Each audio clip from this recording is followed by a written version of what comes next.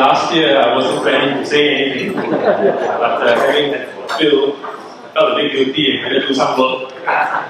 First, I'd like to take this opportunity to thank RHT, Rajan Foundation for giving so generously to society and for galvanizing a cross-section of the corporate world to give. And I thought I'd just take the occasion to update everyone on what I articulated last year. For those who had the patience to listen to me last year, I sketched out some of the challenges we face in society in the kinds of plans that we put in place. And today I'm standing in front of you 2 years into this work. Because last year we were 1 year into the thick of it, and this year we have made another year of progress. But progress is slow and painstaking because it involves a major transformation of our social safety nets. And I title this very simply as transforming our social safety nets for the future. And last year I described how having worked with the community, in the grassroots, working with charities, talking to people, they describe or we perceive the challenges of families with complex difficulties. And it's useful to have a very good background to this because in the early years, government didn't focus on the social services. It provided for the truly destitute. And the community rose to the occasion in the early days because resources were scarce. And we had charities with BWOs coming forward like Rainbow Center, like the Red Cross, stepping up to provide social services. But over the years, government coming in with more and more schemes, as a result of which you have today's landscape. If you look at the membership of the National Council of Social Services, 400 organizations, 400 charities, providing support for disability, support for families in need, supporting special needs, supporting single mothers, supporting people with mental health challenges. And on the other hand, you have a whole constellation of government agencies. For example, HDB provides housing for the homeless. You have health agencies providing assistance for those who have difficulty affording healthcare. And as a result of which, we have a plethora of organizations in Singapore. Much like in any other city around the world, each doing something. So some providing support in one area or the other.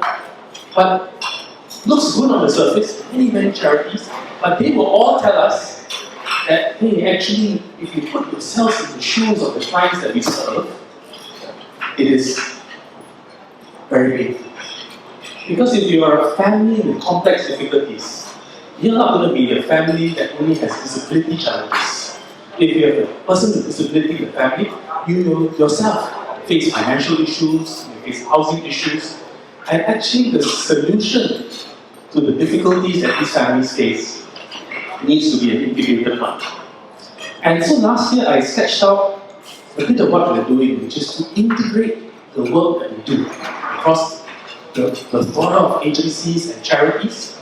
And when I first looked at it 2 years ago, to be honest, there were people who lead me to disbelief and say, actually it's not possible. Because when I talk to counterparts in other cities, I say, how do you solve this problem?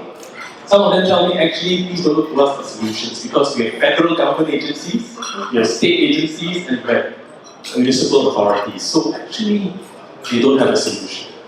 So what we've done, essentially, to keep this short, is that we've divided Singapore into 24 towns. And I'm from MND.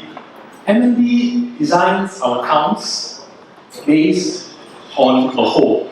So in every URA town, we have public housing, we have private housing, we have hospitals, we have roads, we have parks. So we plan human scale in a town. And my colleague Chan Chung Seng came to MSF and said, better map out social services as well. And we map it all out. It's all over the place. It's all over the place. And so with a lot more organization in the last 2 years, we decided actually, if you are a family in crisis, you will need help from the neighborhood. You're not going to travel to get services from the other end of the city. You need support in your immediate neighborhood. And so what we do now is that there are 24 community networks in Singapore. 24.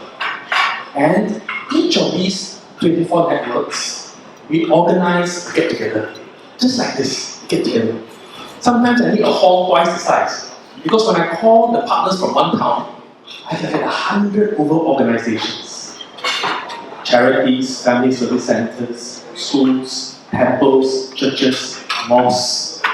We have companies, we have many organizations. And the thing about it is that each does the thing, but many have not met each other before. They've never met each other before. So we network together, get the organizations to meet and work with each other. And we start saying, well, all of you serve people in the neighborhood. And so we start to link them all up professionally, get the frontline officers to work together, and then we build data together, so we share information together about these clients. And then we realize actually we are serving the same families, and if we work together, these families don't have to go to 10 different organizations. Repeat the situation 10 different times. Submit documents 10 different times. And wait for 10 different conflicting responses from different organizations. So we have a system that plugs them all together. We're sharing data, we're making good use of data, so that we can support families 360 degrees. We get one organization to look at the family's problem from front to end and start to deconflict some of the nonsense that comes out when different organizations don't work together.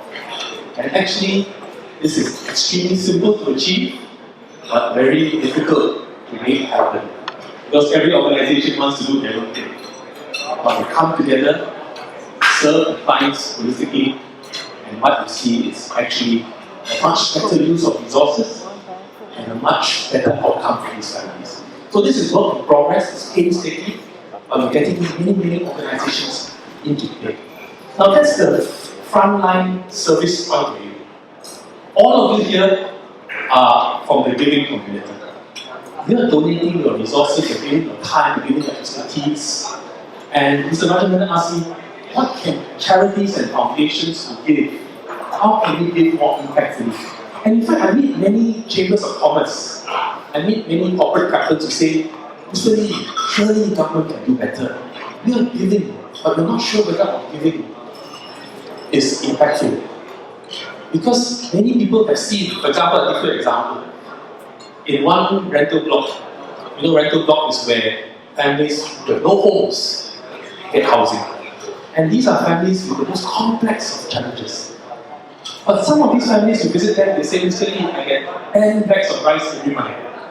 Because the church gives me rice, the temple gives me rice, the mosque gives me rice, the primary school kids come and give me rice, the grassroots street organization give me rice. The charity nearby also gives me rice, in addition to Milo and tea. And I have 10 bags in my house. I do not dare to refuse, because if I refuse, I'll be taken as being not in good health. And as a result, they take 10 bags of rice, and guess what? Some of these elderly people are diabetic. Rice, the giving is hurting them. On the other hand, they say, Mr. Lee, actually I got a motorized wheelchair, but I don't have battery. The first wave of funding has gone, and I cannot move my motorized wheelchair. Perhaps instead of giving me rice, could someone give me a battery instead for my wheelchair? And so guess what? Some time ago I had a conversation with the Chinese temple. I said, Mr. Lee, we got 10 tons of rice. Where do we give it to? I said, can you just give one bag and the rest convert to wheelchair battery? So John, what do you need wheelchair battery for? So when I described, I said, it makes sense. But what model? I said, I'll tell you the model. All you need to do is to buy the battery and we give to the city. Know the needs on the ground, and then we can give support. So for example, in the rental blocks, many of you serve in rental housing. We are doing 4 community lanes this year. 4 community lanes. What this means is that let's say a cluster of rental housing for families in the most desperate situations. I'm setting up an aircraft carrier at the foot of the precinct. It's an office, I call it aircraft carrier because different charities will land on the aircraft carrier and There is one commander of the aircraft carrier. You may fly your plane separately, but you land, you will serve the fleet. And so what we do with this aircraft carrier is this. All these people living in the rental housing, we need to understand their needs holistically, so that we know how this mistakes will rise and other things. And when we understand their needs, we ask them, what are your fears and what are your aspirations?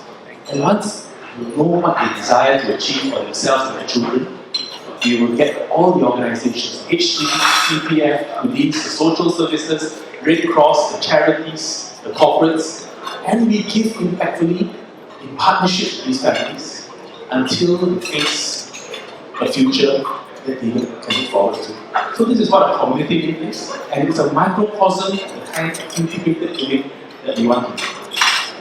But for your perspective, if you want to give impactfully as a foundation, as a company in CSR, if you are keen, adopt one of these towns. Adopt one of these towns. And in these towns, we'll be able to tell you from the data what are the needs in this town, right down to the household. And these needs are given so there's little wastage and there's maximum impact. So that your corporate dollar, your charitable dollar, gets maximized to benefit people. So that you and your staff will not see the wastage that some of you sometimes encounter. So if you support any of these organizations here, I'm proud to announce that all of them are plugged into this cohesive, integrated form of giving. And that is the resources you give to them will benefit clients in a holistic way. So imagine Singapore, 24 towns, each town integrated. Many dots, different colors in the town, are all working together, sharing information, building relationships with each other, so that you better understand the people you serve. And with that information, you can serve the families better, and we can go upstream with analytics and artificial intelligence, give you a sense of where the needs are, where the hotspots are. And so preventive work is enabled, this work is enabled. So that is the town. But to support this town, we need your support to integrate with these towns. So I have one company that said, we just want to give to one town. I have 5,000 staff, right from the CEO all the way down to my frontline staff. And I'm going to give these 5,000 staff 1 day of leave a year volunteering, 1 day. And literally, you just tell me where, just one location. I guarantee you 365 days a year, I'll have a few colleagues who do volunteer work, in addition to resources. And I want to make sure that literally I hold you accountable, that all my giving by my staff and by my colleagues makes a real difference, and I want to see KPIs. And so that is what we're going to do. We're going to plug this company through what I call the EDB of giving, Economic Development Board of Giving, to maximize the resources. Plug into one town, serve the needs of the community. And I think we can make better use of our charity dollars. And so the foundation, RHT Foundation, I invite you, I invite any of you, if you want to make the CSR more impactful, we will plug you into one of these towns, and you see the data of the needs, with the consent of these households, partner them, journey with them through their ups and downs. And as they progress, as they improve, I think you'll see resolution. We took inspiration for this from Sigla. And one of my colleagues is a trained social worker. And he worked with a group of charities, and he called all the government agencies in the room and said, we better work together. All these people in the rental housing are not seeing improvement in life. And at the end of this program, at the graduation ceremony, I attended it, a gentleman came up to me at the reception and said, Mr. Lee, I hesitate to come up to you, but I said, I better come up to me. I said, why? He said, I'm here with my boss. 5 years ago, I moved into rental housing. I was a broken man. I couldn't provide for my wife, I couldn't provide for my children. I was completely destitute, and I got this shelter.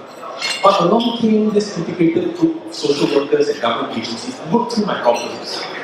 And today, this gentleman has moved to a 4-room flat, and his income is $6,000, working as a security supervisor overseeing a number of teams. And he said, to prove it, my boss is next to me. And I want to say that if not for this integrated work, I will just float along, never seen the light of day, never seen the end of the tunnel. But because good-hearted people in government departments and charities work together to see me as a person and not as a problem, they could see light at the end of the tunnel. So I don't want to belabor the point, but I'd just like to thank all of you for your good-heartedness and your willingness to give and give and give.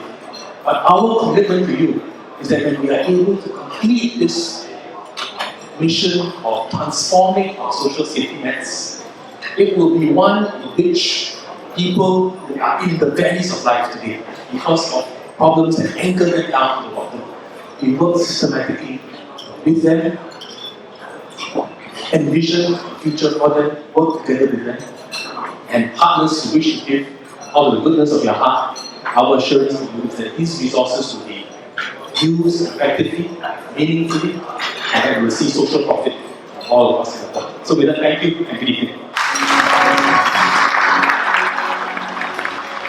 Thank you, Mr. Lee. Okay, before I bring Alfred George on stage again, I'm going to show you.